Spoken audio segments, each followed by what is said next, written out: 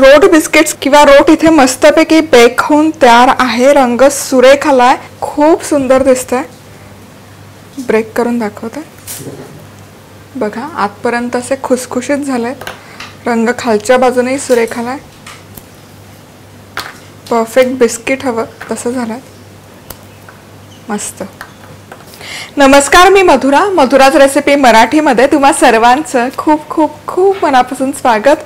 आज आपण रोट बिस्किट्स कसे बनवायचे ते बघतोय, किंवा रोट असंही म्हणतात। तर मला आठवते लहान असताना साधारणपणे दिवाळीची सुट्टी जेव्हा असायची तेव्हाही रवा, मैदा, तूप, साखर असे वेगवेगळे जिन्नस गोळा करायची, जमा करायची आणि ते बेकरीमध्ये नेऊन द्यायची। आणि मग एक नॉमिनल मजुरी ॲड करून बेकरीवाले दादा आम्हाला मस्त असे रोट बिस्किट्स तयार करून द्यायचे आणि सुट्टीमध्ये ते खायला खूप मजा यायची। तर ते रोट बिस्किट्स कसे बनवायचे ती रेसिपी आज आपण बघतोय।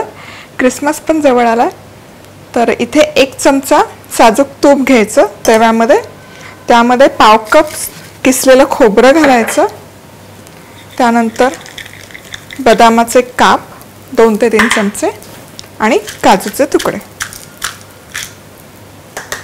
आता हे हलकसं सोनेरी रंग येईपर्यंत एकत्र सगळं भाजून घ्यायचं। छान असं एकसारखा सोनेरी रंग आलेला आहे।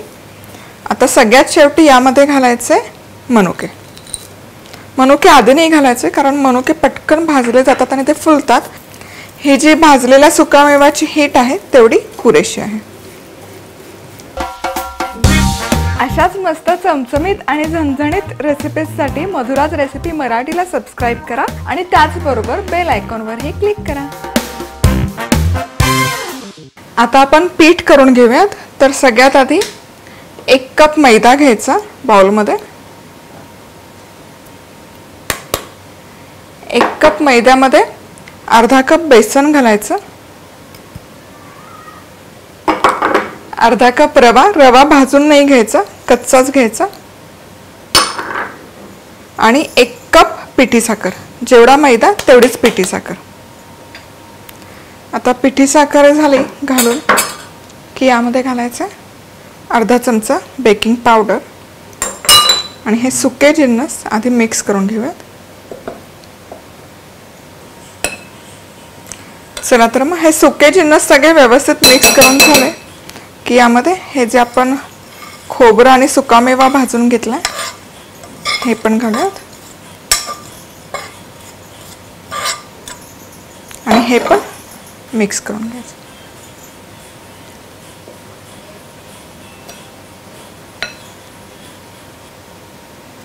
आता यामध्ये अर्धा कप साजूक तूप घालायचं आणि हे तूप आधी व्यवस्थित मिक्स करून घ्यायचं।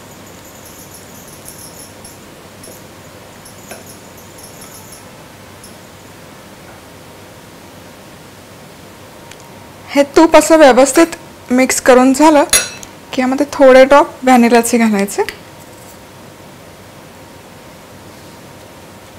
हवं तर व्हॅनिला स्किप करून तुम्ही इथे जायफळ आणि वेलची पूडही घालू शकता। आणि आता पाव कप इथे दूध घालायचं। तर मी इथे केशरचं दूध बनवून घेतलंय, नॉर्मल दूध घातलं तरी चालेल, केशरचं दूध घातलं पाहिजे असं काही नाही।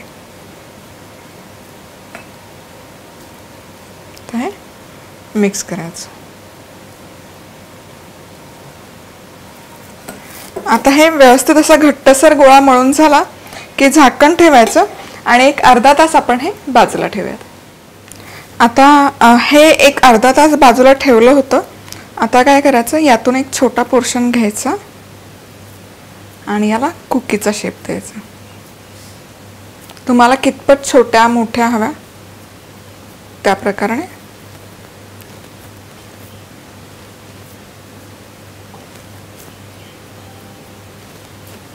रोट थोडेसे मोठेच असतात, तर मी हा साईज घेते।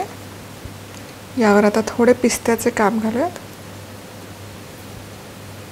थोडेसे तीळ आणि मनुका।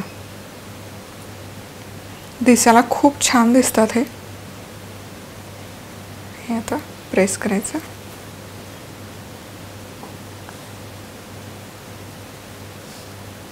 मस्त. आणखी एक करते.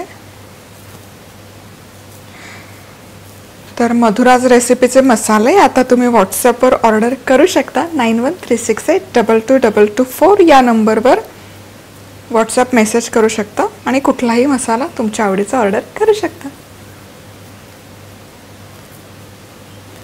पिस्ता,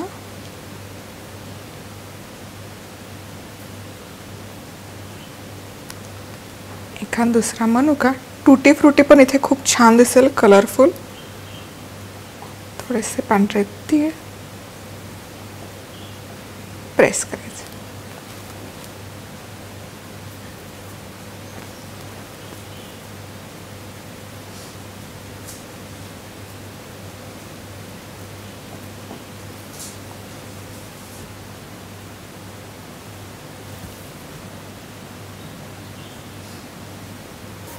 तर इथे सगळ्या कुकीज बनवून तयार आहेत, रोट बनवून तयार आहेत.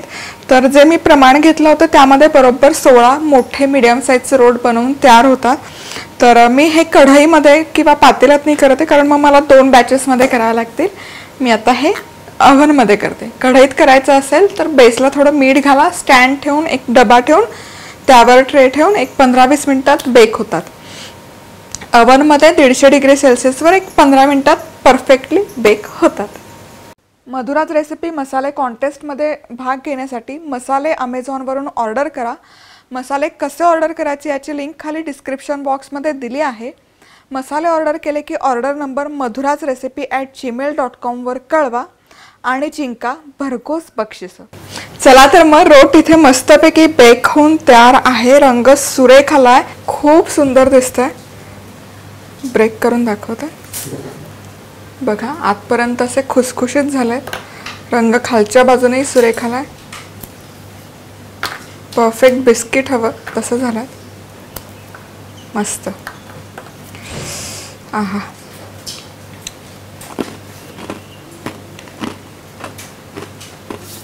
लहानपणची आठवण आली. परफेक्ट तीच टेस्ट आहे. रेसिपी आवडली तर लाईक करा, सबस्क्राईब करा, कमेंट करा, शेअर करा. पुन्हा भेटूयात अशाच एका मस्त रेसिपीवर. तोवर मस्त राहा, खुश राहा, आनंदी राहा आणि सगळ्यात महत्त्वाचं खात राहा.